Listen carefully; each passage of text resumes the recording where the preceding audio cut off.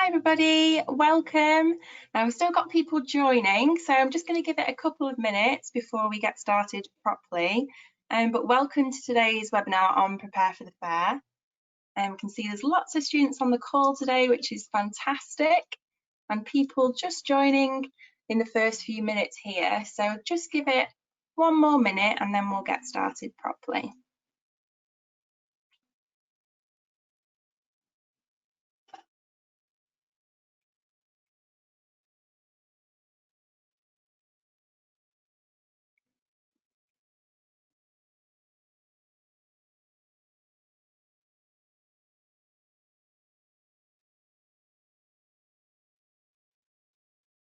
Hello, everyone joining the call. Looks like we're slowing down a little bit now, so we'll get started and maybe some students will join us as we go through. My name's Kim Bailey, nice to see you all virtually, and I'm joined on the call today by my colleague Delia, who's going to be looking at your questions as we go through the webinar, and she'll pop on and say hello in a little bit. So thank you very much for coming along today. I hope you find this a really useful session to help you get ready for the different virtual fairs that we have coming up. So just to get started, I'll tell you a little bit about the virtual fairs and the purpose of them, how you can benefit from them. So the careers fairs, plural, we've got 3 going on next week. They're an opportunity to meet with employers, and that's as part of the process of maybe getting your first graduate role, but there'll also be internships and placement opportunities that you can talk to employers about as well. They're usually held in a large venue, so we usually have our careers fairs in Manchester Central, but this year obviously things are running a little bit differently due to the pandemic, so all the careers fairs will be virtual and you'll be able to access them via the university's website. So if you simply type into Google Careers Service Manchester, you'll find our website there and you'll find all the event links, and we've got some links that will send you directly to the fairs, and I'll show you those in a few moments. Now, the University of Manchester is the #1 university targeted by employers. We're the best, and large and small businesses will be there, and they're actively looking to recruit you. So these employers have chosen to come along to the fair because they know that University of Manchester students are fantastic and have lots to offer them. You'll be able to find out about employers and job roles you never knew existed, talk to people that currently work at the firms, and get inside intelligence on what you need to do to get one of the jobs that they've got on offer. So in this session, our aim is to help you feel more confident that you can make the most of this really fantastic opportunity. So we'll tell you all a little bit about how it's going to work, the types of questions that you should be thinking about, and how you can approach employers confidently on the day. So we have the chat question box open. So you are welcome to type into that box now or any point in the webinar if you've got any worries about the fair. Now, in that chat box, only Delia and I are able to see your questions, so no other students will be able to look at those. So if you have any concerns that you would like us to address, do pop those in the chat box now, and we'll come back to those throughout the session. So we'll just see if anything's coming through. Oh. Yeah, someone's just asking around what the 3 different fairs are. That's my very next slide, so we'll go through that in a minute. Any other concerns or questions that you want to make sure that we cover today? Pop anything you like in the chat box. As I say, you can put those in the box throughout the whole webinar. Delia is going to be keeping an eye on those, and we'll come back to any questions that we've not answered at the end of the session. Okay, so the first question was around what will the fairs look like, which fairs will there be that we can come along to. So they're all virtual, online, accessed through the Career Service website. If you've got a QR code reader on your phone, some modern smartphones, you can just use your camera and it should pick that up. So you can either have a look at the QR code now, or in the handout section, you'll be able to download this presentation, and it's got the links to click through to the virtual fairs. So as you can see there, we've got 3 different fairs coming up. On Monday, we've got finance, business and management. On Tuesday, we've got STEM, science, technology, engineering and maths. And on Thursday, we've got the law fair. So hopefully you can access that through the QR code, or as I say, you can download the handout from the handout section and you'll be able to click through to the links on there. If you can't access it in either of those ways, please don't worry. If you go to the University of Manchester's Careers Service website, click on the events tab and you'll find them all under there as well.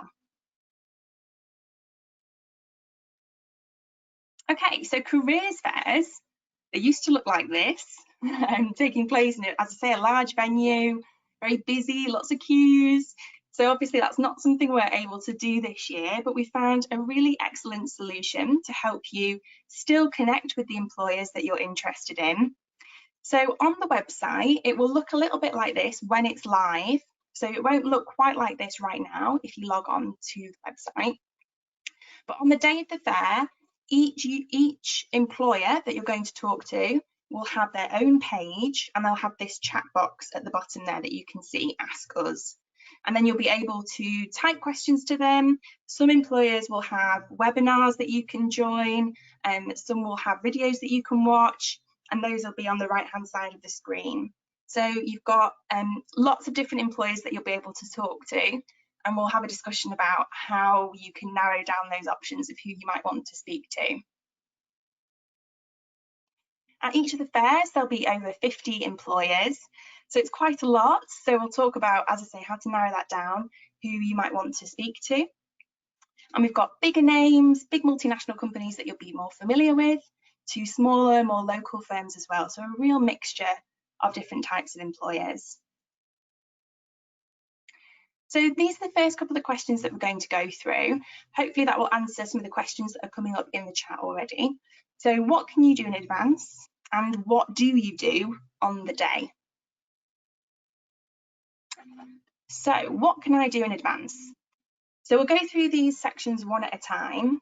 Firstly, with over 50 exhibitors attending each fair, preparation is going to be really crucial to decide which companies you want to target. So it's important to do your research and make a shortlist. It will be impossible to have quality conversations with every single employer. So look through who's attending, that's all published on the website already. Make a shortlist of the companies that you definitely want to speak to, and find out about their recruitment process and their company values online before you attend. So you're most going to impress employers by doing some research ahead of time, so that when you go in, you've got some really targeted questions to ask. So preparing relevant questions being the second thing then. Now, the thought of striking up conversation with a complete stranger can sometimes drive fear into the heart of some people. And although it might seem scary, initially you are hidden behind your keyboard. That might be a good or a bad thing, depending on your personality type. But you will have to tackle interviews and maybe assessment centres by where you do need to talk about yourself and ask questions, quite possibly using a very similar online platform to this. So use this as a great opportunity to practice in a safe space. Talk to the employers. This isn't a kind of make or break situation. It's not a real interview. It is just an opportunity for you to practice having those conversations. So let's have a think about some questions that you could use to get you started. You will have obviously lots more specific ones once you start to research companies, but you could start with something like this. I'm a second-year student and I'm on a course to get a 2-1, but what other things, other than my degree, do you look for when you recruit? So to try and get a flavour of what the recruiter might be looking for. You could ask, could you tell me about the training and support for new graduates? So you're finding out a little bit more about the training and development programme, how they support new starters in their organisation. Then you can feed that information into your application forms. You could ask about what type of vacancies in the company would be most suitable for you with your degree background. So it might be a firm that has lots of different graduate programmes and you want to find out which one might be more suitable for you. Another thing that you can do is talk to the company, the person that you're talking to, about what they like about working for the company. So people like to talk about themselves. It's very flattering when you're really interested in the individual. There'll be different people representing the company at the fair. So use that opportunity to get to know them, find out what they like about the company, take their name. You can then mention that in your covering letter or your application form to really show that you've done your research. It's also a really good way for you to build rapport with the company, and that might come up later in the application process. So if you talk to somebody that works in the recruitment team, they might then read your application later on and think, oh yeah, I met that student at the career fair. They were really impressive, really good conversation.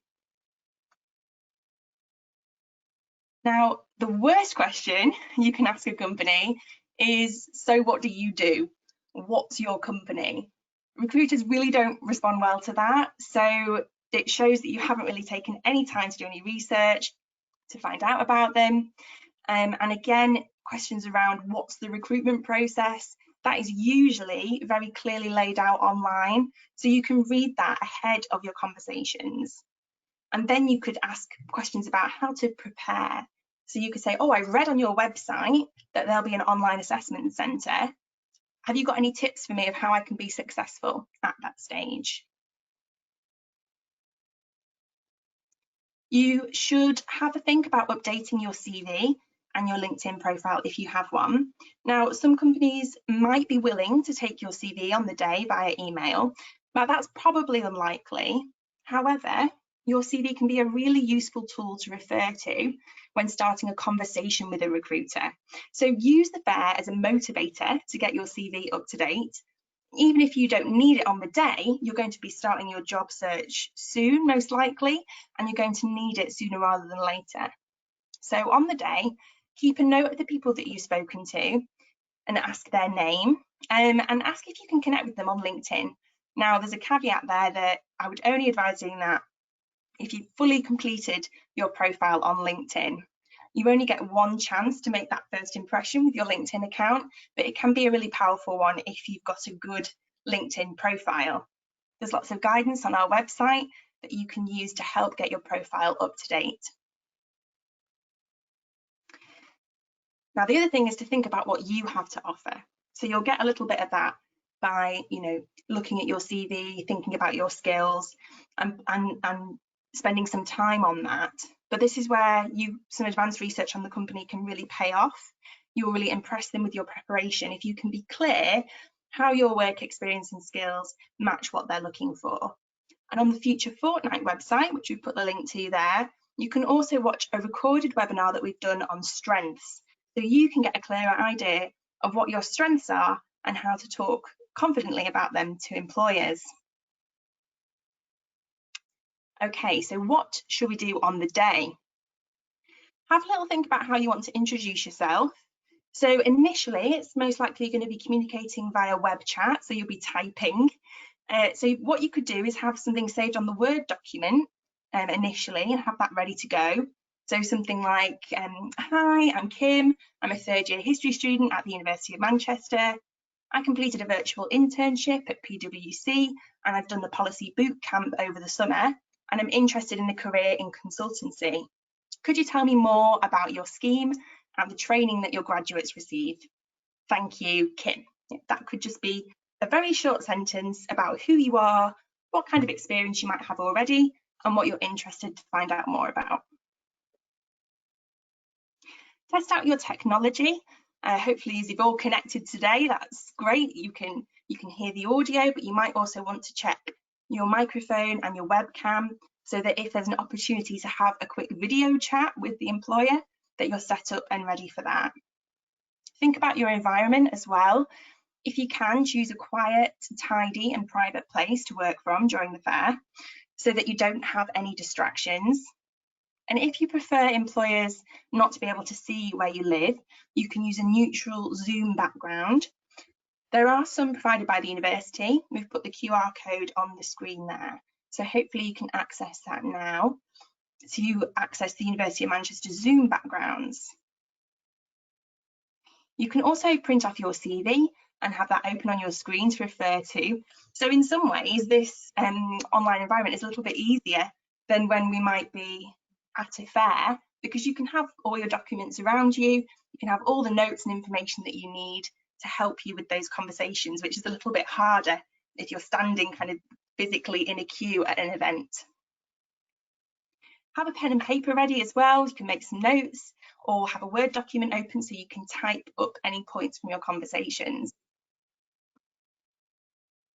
Now, also getting in the right frame of mind. Now, I understand this can be tricky when you're sat in your bedroom, or see if you can find a desk environment rather than sitting on the bed or the sofa, and dress like you're going to an interview or you're going to meet somebody in person, because that can really help you feel a bit more professional, increase your confidence, as can maybe using that Zoom virtual background. If you want to block out your background, that's absolutely fine. Have your list of target employers ready and logged in. And don't be lulled by the apparent informality of the setting into using any language that isn't professional. Remember that you might be typing messages into a web chat, but these are conversations with people who could be making the decision on your application and your future graduate job. So remember to treat everyone you come across respectfully and assume that they might be a decision maker. And that's a really important point around spelling and grammar as well. As I say, sometimes you're chatting away, but just take a moment to read over what you've written, check it carefully for spelling before you send that message. Okay, so if you're not already convinced, here are the top 4 reasons why we think you should come along to the fair, particularly if you're a final year, but we're open for all year groups. So firstly, it's really easy. This is your last chance at university if you're in your final year to get such a wide exposure to so many different organisations. You can explore your options, ask questions, meet representatives and start your job search. It's online, so you don't need to go anywhere, and best of all, it's completely free to attend. Secondly, you will get answers to questions that you want and dig under the surface of what you can find out on a company website. Use the information that you find out at the fair to enhance your application. For example, in a covering letter, tell the company that you met one of their representatives at a fair and explain what they told you that made you really keen to apply. And try and remember to write down the names of anyone that you meet so you can include that in your application. Thirdly, companies do use the fair to spot talent and fast-track applications. Some may be accepting CVs on the day or conducting informal interview conversations when they speak with you. You could potentially come away from the fair with a potential job offer or to be invited to interview or fast-tracked down the process. Finally, you might be thinking, but I've got no idea what I want to do, so I can't attend. Where do I start? And in fact, the opposite is true. Whilst it might seem overwhelming and you may not have any idea of where to start, this is your chance to start exploring some of your options and speaking to people who work in a really wide range of industries. So chat to different exhibitors to get the feel for the kind of organisations they are. Do you think you'd like to work with people like the representatives that you met at the fair? Does the nature of their work, maybe what they do on a day-to-day basis, interest you? Be open-minded. So visit a wide range of virtual stands, even if you've never heard of them before. So don't necessarily just only go for the names that you recognise. Have a little look at their profile, see what they do, and see if that's interesting to you. You could be surprised at the different types of opportunities that these companies have. And you can find your ideal job in the most unlikely of places. So we've mentioned a little bit about keeping a note of who you've spoken to at the fair. And if you feel like you've had a really good conversation, you feel like you would benefit from continuing that connection, it's perfectly acceptable and indeed welcomed to say something like, it would be great to stay in touch. Could I connect with you on LinkedIn? And they will most likely be open to sharing their details with you. Then make sure to make the most of the opportunity that you follow up after the fair, get back in touch over LinkedIn or Twitter and say it was really great to meet them and you'd love to stay in touch. Now, you never know where the next opportunity will come from. That individual that you met may tweet a vacancy or may share a vacancy on their LinkedIn that isn't published on any other websites. So it's important to start building your network, especially with smaller companies, because they may not advertise every job they want to recruit for if they already know someone who they could approach. So in that way, networks become even more important when accessing unadvertised opportunities. Following feedback from student societies, we've now asked all employers who are attending the fairs to let us know which awards or accolades they hold relating to equality, diversity and inclusion. So under the Equality Act 2010, all companies have a policy, but not all companies will have gone through the effort of undergoing this external assessment to ensure they've got fair, non-discriminatory recruitment processes and workplace cultures. Now, this is not to say that companies that don't have an award are likely to be discriminatory. That's not the case at all. But if you are concerned about finding a workplace where you would feel comfortable and an organisation that might offer support schemes for groups of students who might be underrepresented in a particular industry, then this might be a really good place to start. So examples of awards to look out for are things like the Inclusive Top 50 UK Employers, Disability Confident, Employers Network for Equality and Inclusion, Stonewall Top 100 Employer, Race at Work Charter, and there are lots of others as well. So there's more information on our website. Again, you can click on you can follow the QR code, or for those of you that joined a little bit late, there is a handout section on GoToWebinar where you can download all the slides and then you'll be able to click through onto the links. Delia is also running a session tomorrow that's specifically about approaching employers as a student with a disability. So Delia, do you want to pop on the call quickly and tell us a little bit more about this event? Yes, of course. Thanks very much, Kim. Yes, tomorrow we're very lucky that we've got a recruiter from an organisation called Employability who is going to be joining me on the webinar. Employability is a charitable organisation who run internships and work experience and also graduate schemes specifically aimed at candidates with a disability or mental health condition or a long-term health condition. And our aim in the webinar is to enable people to feel more reassured, more encouraged, more confident about approaching employers in the application process, pre-application for a process, like for example, at the fair, and that's why we have scheduled this for tomorrow, just to give you some more feedback on what kind of questions you can be asking. We'll cover in some detail the Equality Act, so that you are, if it applies to you, so that you're aware of your rights. It's very important that you are aware of your rights in the application process, recruitment process, and offer you some confidence building activities and some tips on the kinds of phrases to use in applications and phrases to use in conversations with employers. So if it does apply to you, I hope to be able to see you tomorrow. If this doesn't apply to you, thanks for listening anyway, but also please pass on the information about this to anybody that you think might benefit. Okay, thank you very much.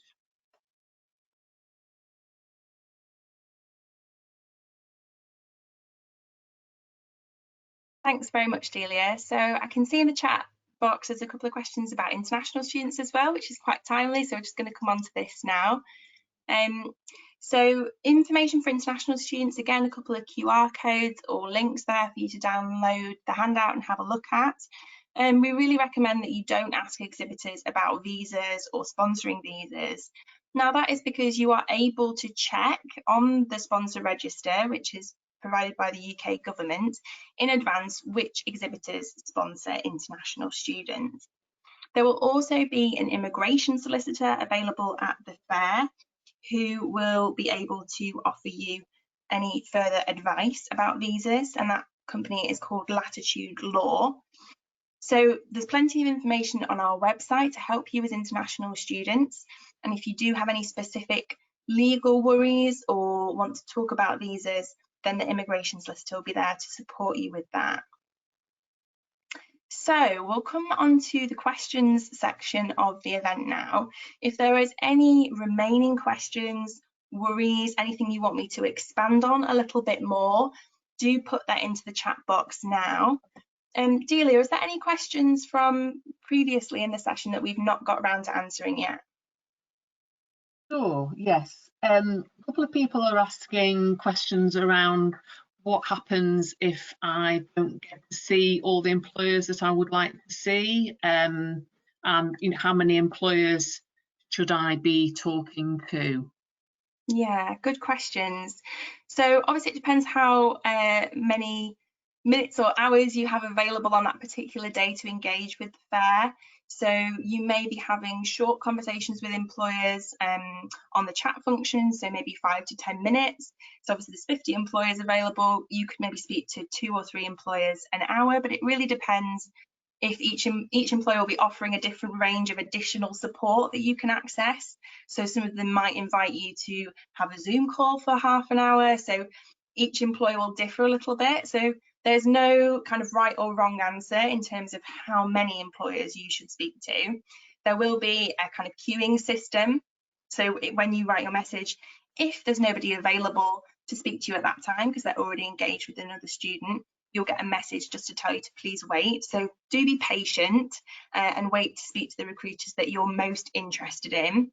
But you might be well advised to put your list of the priorities of the companies that you're really interested in an order.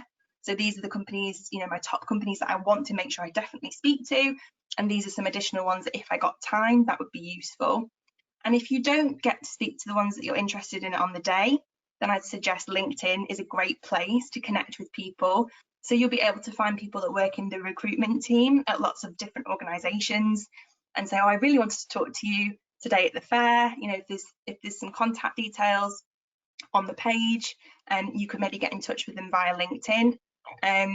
Or another option is to talk to alumni through LinkedIn. So find alumni that work at the organisation that studied at the University of Manchester in previous years, and you can ask them questions about what it's like to work for that organisation in a graduate role as well. That can be a really useful source of information. Did you have anything to add to that, Delia? No, I think that's pretty comprehensive. I'm just looking down the list of questions. There's a couple of questions around whether it would be useful for somebody not in a final year, so for example, a second year student to attend the fair. There's also a question about what might be available for master's students as well. Yeah, definitely. So we'll take that question.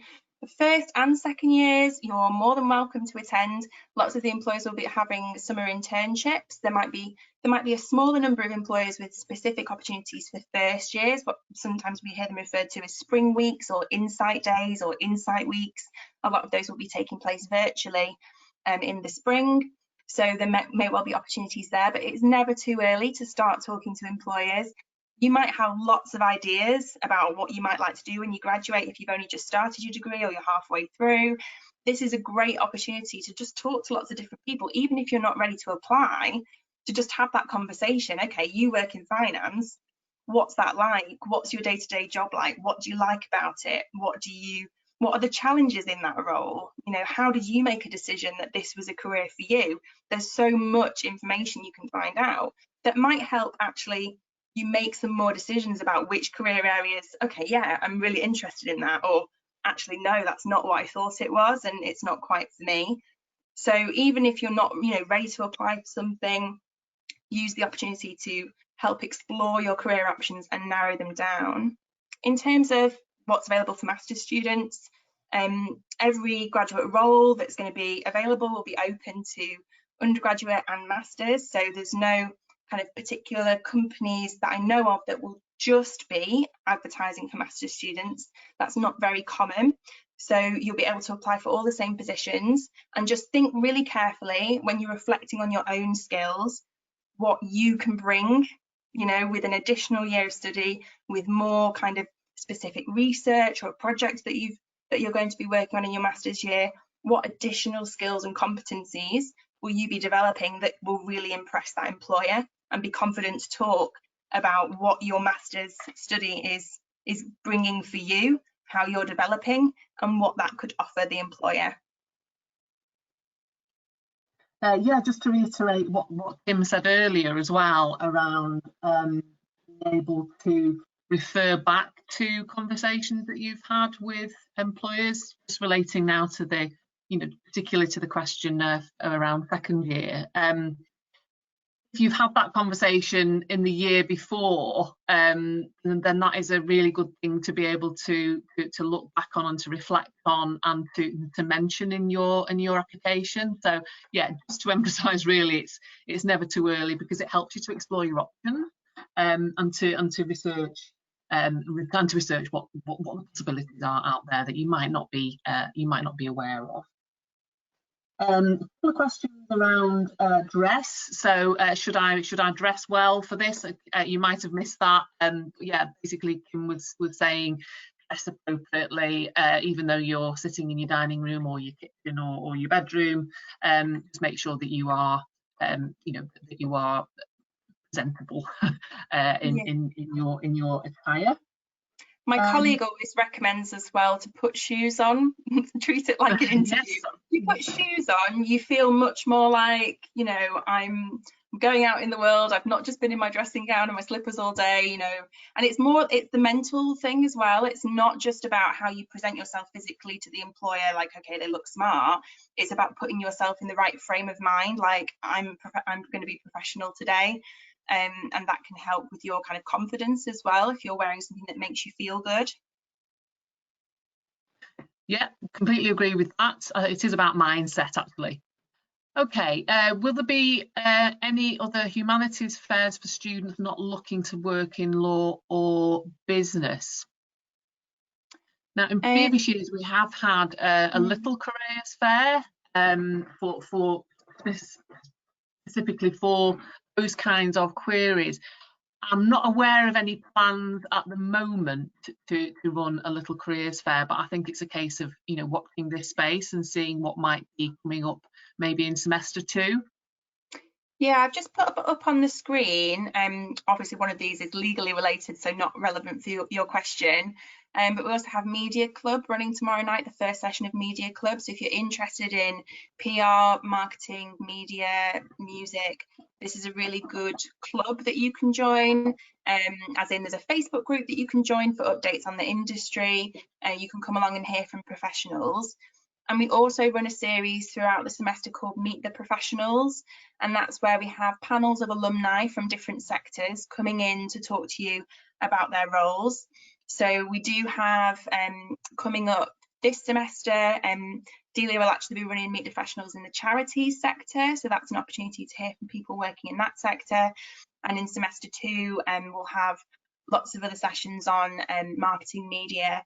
We've got one coming up on grad schemes in a couple of weeks, and there'll be one for international students, and there's one on science roles outside the lab.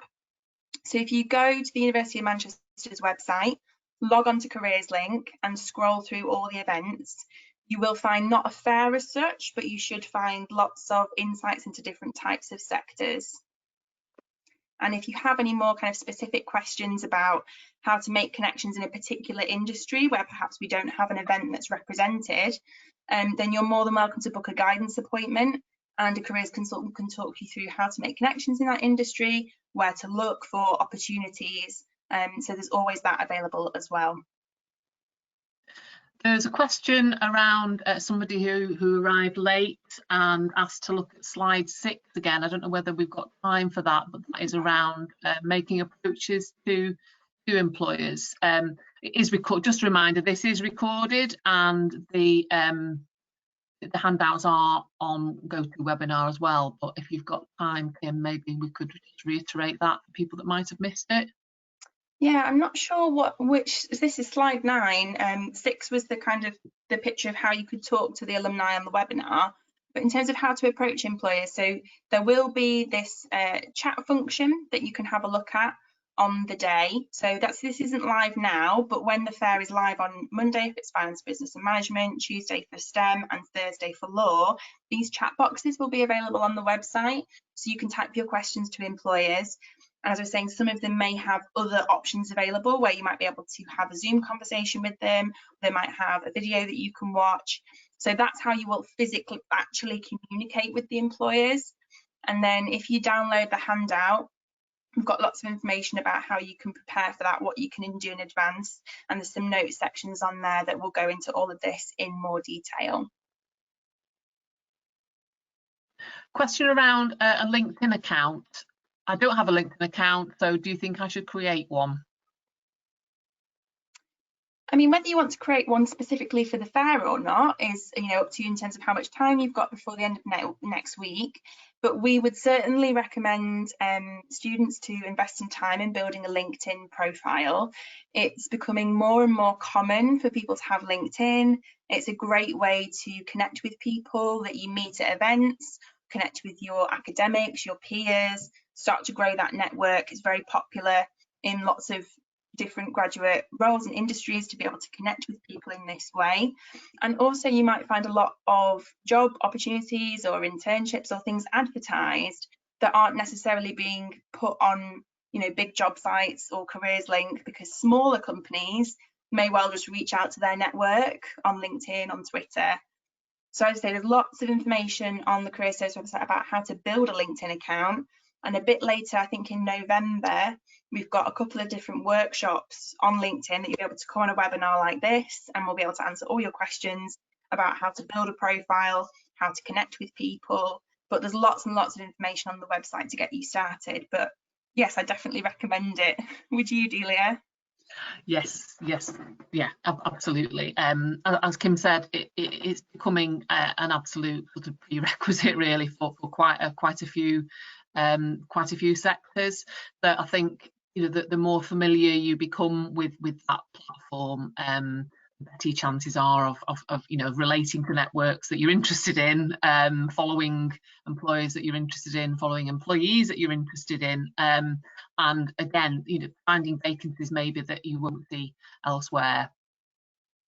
Got a question around the law fair. I'm not doing a law degree but would like to attend the law fair. How would you recommend I go about asking about vacancies for students not studying law?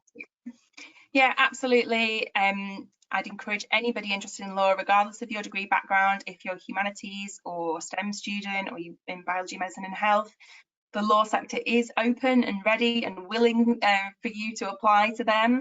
Around 50% of people that get training contracts, which is your kind of legal graduate scheme essentially, come from a non-law background. So law firms are definitely looking for diversity in what people study and your background knowledge, because they're looking for lots of different ways to solve problems and come at things from different perspectives. So you're not at a disadvantage. If anything, law firms are really keen to meet you. So think carefully about what questions you want to ask that's going to help you make some decisions on whether law might be a really good career for you to explore more. And try and find out what opportunities there are for you to get some work experience in that field, to see if it's something that you do really enjoy. It is a competitive sector, so the more connections you can make now, really get to know people, find out, what do I need to do to write a successful application? What kind of volunteering and work experience do you recommend that I get to boost my chances of being successful at getting a law vacation scheme, which is like an internship in the legal sector? So absolutely do come along, think carefully about the questions that you want to ask, and I'm sure you will get a lot out of it. And be aware as well that the qualifications for law are possibly changing in 2021, so just be aware of that. It's normally the GDL, but there are plans afoot to change that to something called the SQE, the Solicitor Qualifying Examination. However, there's not much information about this online at the moment. The career service are awaiting updates ourselves. So it's just important to be aware that that is going to be happening in the near future.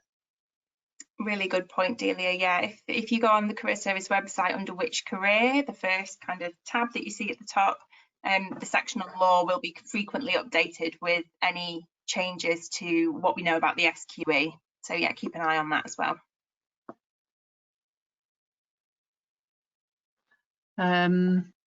Okay. Quite a few questions. I think there's quite a lot of questions here, Kim, that we've covered. So there were questions around what kind of questions should I be asking employers. There's also questions around international students and sponsorships, which you have covered. What might be useful to perhaps just reiterate the messages that you gave about international students and visas. Yeah, sure. Let's go back to that slide as well. So you've got the QR codes there. If you're an international student, please do have a look at those links. You can scan the QR code, you can read further advice for international students, and you can have a look at the sponsor register. So we don't usually recommend that you go straight into a conversation with an employer and say, do you sponsor visas? No, okay, bye, I'm off. That you need to think carefully about how you come across to employers. And asking questions that are really going to help you make decisions as to whether they're a firm that you want to apply for. You should be able to find out if the employer sponsors visas by looking at the sponsor register, which is linked there. That's provided by the UK government. And you'll also be able to find out on the employer's websites as well what kind of requirements they have for getting onto their graduate programmes. So do have a look at that information. As we said, an immigrations list will be available on the day. In terms of questions to ask, we did cover a couple of kind of example questions. This is really your time with the recruiter, so think carefully about what you need to know that's going to help enhance your application for this particular firm, or is going to help you get under the skin of the company, get the real inside story, because you can read about these companies online. You can see what the recruitment process is, usually very clearly laid out on their website. You can find out about the different areas of their business. But what you can't do on a website is talk to a real person about what it's like to work at that company, what they're like about their job, what the culture's like, what the training and development opportunities are, and maybe about the different areas of the business and where your skill set might best be suited. So think really carefully about the questions that you want to ask and make the most of the opportunity. Think about it as a real human being that wants to get to know you, that wants to answer your questions. And if you can build that personal relationship with them, asking them about themselves, what they're like about working for the company, how long they've been there, then that can be a really good way into finding out more about the firm and whether you would be best suited to them as well. Thank you, Kim. A couple of questions around industrial placements and whether we have any specific tips for those, and whether the fair is a good place to be finding information about industrial placements. Yeah, so each employer on the fair page will have their own page, and it will tell you what they are open for, so what they're recruiting for. So you'll be able to find out there who is recruiting a placement year, or even if they don't, you can go on and have that conversation. Is that something that they would consider? Particularly if they're a smaller firm, they might not have had a placement year before, you really impress them. It has been known in the past for employers to take someone about, okay, they really impressed me, I'll take them on for the year. So that's a possibility. We've got lots and lots of support in the career service for placement year, finding placement years. There's been lots of webinars going on recently, so check out the events section on Careers Link. Have a look at our YouTube channel, because there'll be recordings of previous webinars that you can come along, that you can listen back to, or you can come along to future ones to help you prepare for placements. But essentially, all the questions that you'll be asking will be the same. You want to make a good quality application. You might want to know more about what you'll do on a placement year with that company, or what kind of training you'll get within that year, what kind of support you'll get, because you'll only be there for that 12-month period. But other than that, it will be very similar to questions that you'll be asking for summer internships or graduate roles. It's really trying to get to know the company so that you can make a really strong case in your covering letter. Have I missed anything there, Delia? Yeah, that's good. Yeah. That's good. I'm just scrolling through. Yeah, there was a question around registering interest for every individual company coming to the fair, which I think you've already answered, but it might be useful to reiterate that around the fact that it is a, you know, it's a chat function for each employer.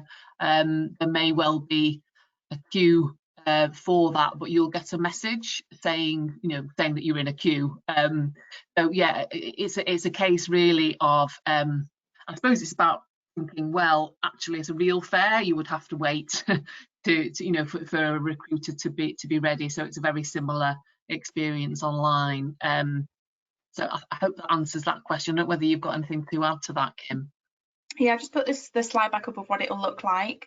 So it'll be that chat function there. So you don't need to register in particular, you know, you don't need to register with us. So you might want to have a look at all the companies when they're live in the morning and see what they're offering.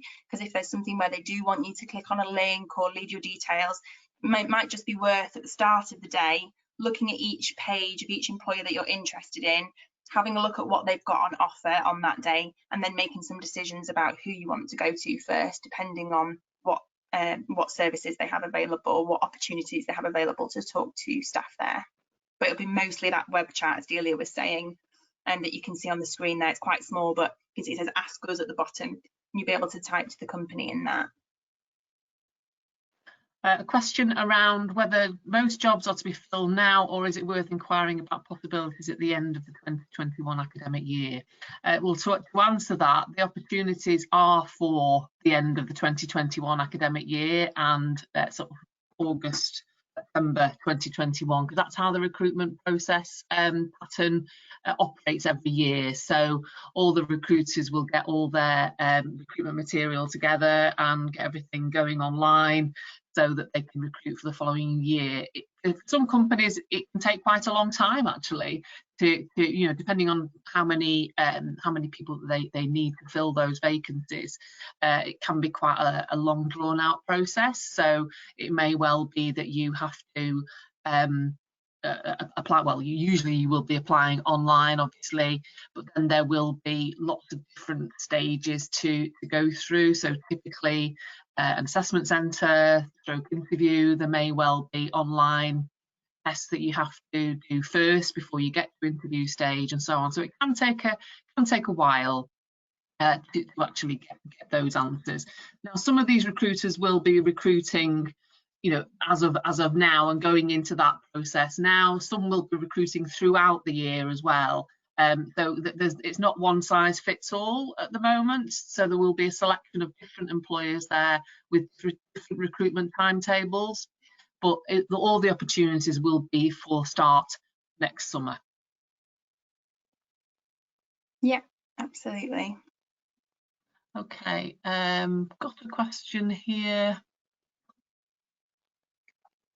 Yeah, okay, I can answer this one. First year undergraduate student with Asperger's syndrome. Yes, the Approaching Employers as a Disabled Student webinar tomorrow is available for yourself, and it definitely includes those with learning disabilities such as Asperger's syndrome. So anybody on the autistic spectrum is most definitely welcome at the webinar tomorrow. How many grad schemes you reckon we should apply for, considering that I am a master's? Yeah, I mean, that's quite a good question, really, isn't it, Kim, in terms of perhaps being selective about the number that you apply for, as opposed to taking what we call a scattergun approach, which is kind of, oh, I think I'll apply for X, Y, Z and A, B, C and C, D, E as well at the same time. They are extremely time consuming, the applications for graduate roles. So I think it's wise to be quite selective. So it's striking that balance really between too much and too few. Kim, what would you say to that? Yeah, I completely agree. I would say, really spend some time looking at the CV advice, the covering letter advice, the application form advice on our website. We've got templates, we've got examples, we can provide some feedback on those applications. It's not uncommon for us to see students maybe later in the year say, oh, I applied to 100 companies and I didn't hear back. And then you look at their application form documents and they are not well researched enough for the individual companies. Maybe there's some, formatting or structural error and problems with the CV that you could really use some feedback on. So I'd say make sure that you use all the resources that are available to you to make sure that each application is strong. And one of the main points of feedback that we often give when we look at applications is this could be maybe a paragraph that you've written in your covering letter. It could apply to almost any company if you use kind of these vague statements of, I'd love to work for you because you're a top 100 company and you have a great training program. That could apply to lots of different companies. So the research that you put in will take time, and that's why you should be applying for fewer but higher quality. And this is why the fair is such a good opportunity, because you can talk in your covering letter and application about people that you met at the fair, take their name, talk about what you learned about the company that's really motivated you and inspired you to apply. And that is then very specific to the company that you're looking at. So it's really important that you do your research. Therefore, that takes a lot of time. Depends how much time you have available as to how many applications you can make for graduate schemes that are of a high enough quality to get through to the next stage. Yeah, I think another thing worth adding to that is that if you are making multiple applications, then what sometimes happens is that people will write very similar application answers for different recruiters, rather than tailoring it. So a lot of the work that we do at the career service is advising students on their applications, and what we advise is that you make them as tailored as you possibly can. So make sure that you look at the person specification, that you, as Kim has said, you do as much extensive research as possible, and don't just sort of copy and paste answers into the same application forms. Make sure that the comments that you're making about the recruiter are ones that you kind of own, as opposed to just looking at the website and and basically copying what they're saying about themselves on the website, which again is another really good reason to go to the fair, because you can have those individual conversations. Somebody asking a question around master's study, hoping to apply for a master's next year but unsure if I'll get the offer. Should I apply for internships or graduate roles?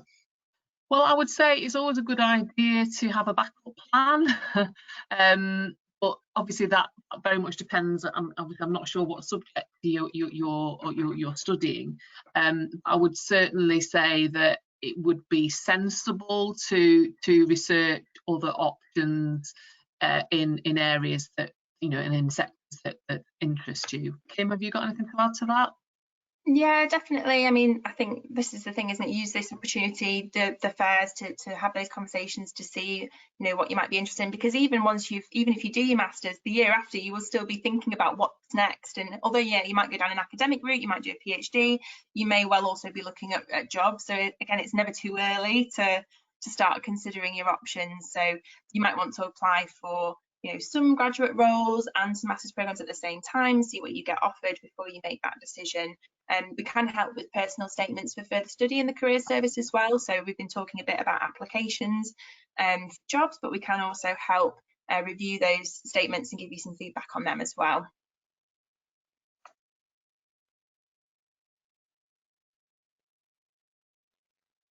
Okay. Yeah, I think pretty much. There's just a question about LinkedIn. My LinkedIn profile has my experience updated and many connections, but I haven't posted anything. Is it important to have many posts on your timeline?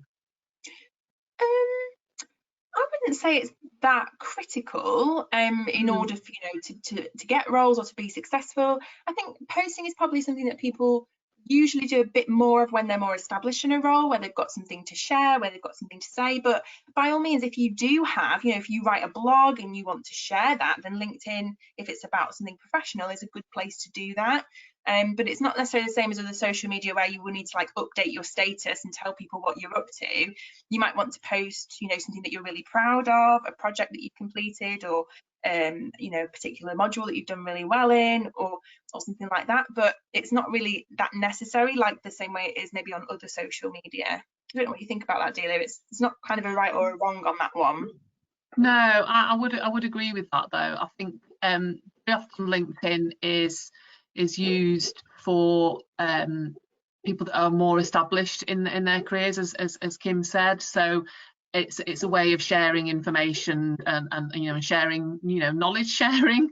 But yeah, anything that you think is appropriate that you may have done. So any, you know, sort of particular project that you've done, or if you've contributed an article to you know, like for example a student newspaper like the Mancunian, and yeah, most definitely put those on LinkedIn. But no, not as vital as for somebody who might be a career changer, or somebody that's looking for a promotion within the same sector that they're, you know, that they're currently in.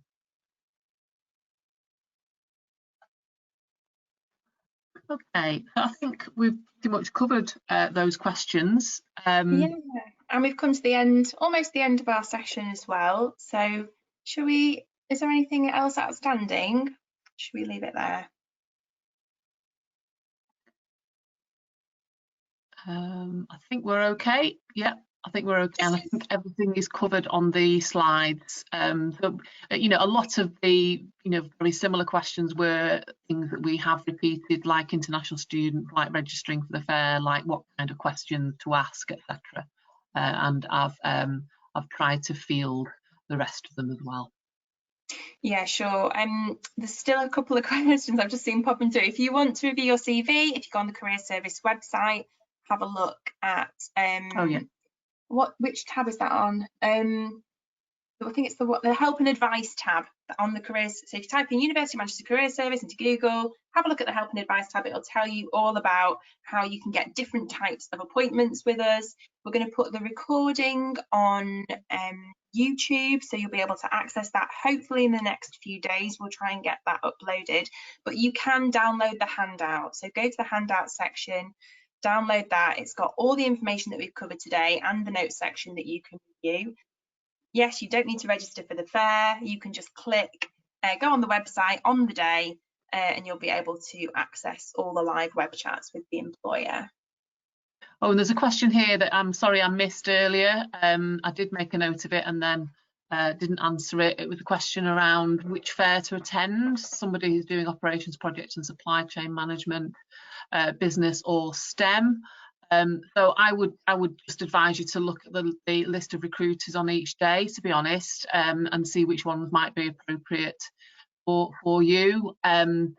It could be that, you know, we might get even some late joiners sort of before next week. I know that we're nearly full, but maybe not quite for one of them. So, you know, it could be that be somebody of interest to you in each. So yeah, just double check the details on the day. Yeah, so absolutely. If you go on the fairs page, you can see all the recruiters that have signed up so far. So you can start doing that work this week, over the weekend, and then the chat functions will be live on the day of each fair. So just as a final reminder, we've got the disability webinar tomorrow, and that's 2:30 till 3:30 with Delia. And we've got a couple of other sessions coming up. Tomorrow, also becoming a solicitor, for those of you interested in the legal field. That will have some speakers at the session who already have a legal career, who'll be able to ask for some more advice. And similarly for Media Club, we'll have some graduates from the university joining us at that session to talk about what it's really like to work in the media industry. So there's plenty going on, and we hope to see you at many more of our events soon. There will be a feedback survey that will pop up, or you'll be emailed after the event. So we would really appreciate you spending a minute telling us what you thought of the session today, if it was helpful, and any comments that you have to further improve the session in the future would be most welcome as well. So thank you very much for attending, and we hope that you really enjoy your time at the fairs next week. Thank Thanks very much. Yeah. Thank you and good luck all. Bye bye. Bye everyone.